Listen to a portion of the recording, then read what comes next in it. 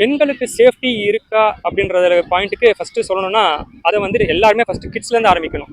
இந்த சேஃப்டி எங்கே வருதுன்னா எல்லாரும் பிரச்சனை எதை ஃபேஸ் பண்ணாலும் சொசைட்டியில் வர எல்லா விஷயத்துலேருந்து சேஃப்டி தான் பார்க்கணும். லைக் ஒரு கேப் ட்ராவல் பண்ணுறாங்களா இல்லை ஒரு பஸ்ஸில் ட்ராவல் பண்ணாங்க எல்லாத்தையும் நம்ம எப்பவுமே வந்து ஒரு கிட்ஸ்க்கு டீச் பண்ணும்போது பொன் குழந்தைங்களுக்கு இப்படி இருக்கணும் பொன் குழந்தைங்களுக்கு இப்படி இருக்கணும்னு சொல்லி தரமே தவிர ஒரு பையனை வளர்க்கும் போது பையன் எப்படி வளர்க்கணும் பையனுக்கு சொல்றது கிடையாது. அந்த பையனுக்கு ஃபர்ஸ்ட் சொல்லி வைக்கணும் இப்படிதான் வெளியே நடந்துக்கணும், இப்படிதான் இவங்க இப்படி கேர்ள்ஸ் கிட்ட நம்ம ஈக்குவல் ரெஸ்பெக்ட் கொடுக்கணும். இப்போ ஒரு ஜென்ரேஷன் வழியா பாத்தீங்கன்னா யாருக்குமே வந்து ஒரு வீட்டுல மாமனார் வந்து மாமியாரை கண்ட்ரோல் பண்ணி வச்சுருந்தாங்க, அதுக்கடுத்து பையன் மருமலை கண்ட்ரோல் பண்ண ஒய்ஃபை கண்ட்ரோல் பண்றாங்க, அதுக்கப்புறம் அவங்க அடுத்த ஜென்ரேஷன் கண்ட்ரோல் பண்ணாங்க, இப்படியே தான் வந்துட்டு இருக்கு. ஸோ அந்த ரெஸ்பெக்டை எங்கன்னா ஸ்டார்ட்ல இருந்தே ஆரம்பிக்கணும். அதை நம்ம இப்போ வர ஜென்ரேஷன்ல நம்ம குழந்தைங்களுக்கு நம்ம பையன் கிட்ட நம்ம எக்ஸ்பிளைன் பண்ணலாம்.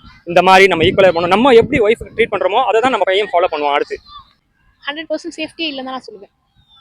சேஃப்டியே இல்லை மேம். ஈவன் நான் இப்போது சின்ன வயசுன்னு சொல்கிறத விட இப்போ நான் 30 இயர்ஸ் வரைக்கும் நான் போல்டாக இருந்தேன். நல்ல போல்டாக இருந்தேன். ஒரு 12 o'clock கூட நான் வந்து எங்கள் வீட்டுக்கு நான் ட்ராவல் பண்ணியிருக்கேன், ஒரு ஆஃபீஸ் முடிச்சுட்டு போயிருக்கேன், எல்லாமே பண்ணியிருக்கேன். ஆனால் ஒரு காலகட்டத்துக்கு அப்புறம் இந்த ஒரு 10 இயர்ஸாக நான் வந்து பயப்படுறேன். மேபி நான் வந்து ஒரு பொன் குழந்தை வச்சிருக்கனால பயப்படுறேன்னா என்னன்றது எனக்கு தெரியல.